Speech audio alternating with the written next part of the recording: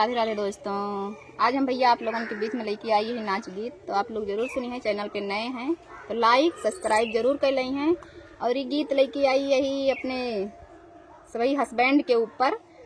तो हमारे सब पे हस्बैंड देखो कितना मनमौजी है, मस्त मनई है। तो आप लोग गाना के माध्यम से जरूर सुनी है। राधे राधे दोस्तों, पिंकी यादव आप लोग के बीच में यूट्यूब चैनल पर आप लोगों का स्वागत करती हूँ। तो मन मौजी बालम हमका मिले